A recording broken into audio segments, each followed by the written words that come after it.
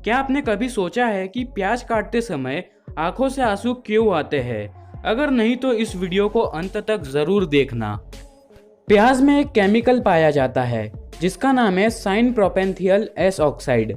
यदि यह केमिकल हवा के जरिए हमारी आंखों में प्रवेश करता है तो हमारी आंखों से आंसू आने लगते हैं।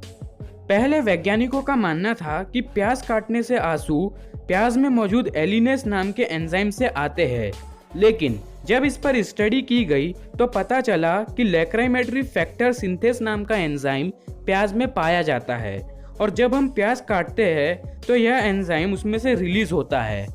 यह एंजाइम प्याज में मौजूद अमीनो एसिड को सल्फेनिक एसिड में बदल देता है और फिर sulfenic acid syn propanethial S oxide में बदल जाता है। जब साइन प्रोपेंथियल एस ऑक्साइड हवा के माध्यम से हमारी आंखों के संपर्क में आता है तो हमारी आंखों की लैक्राइमल ग्लैंड में परेशानी महसूस होती है और हमारी आंखों से आंसू आने लगते हैं। वीडियो पसंद आए तो प्लीज़ वीडियो को लाइक कर देना और चैनल को सब्सक्राइब भी कर देना। Thanks for watching this video.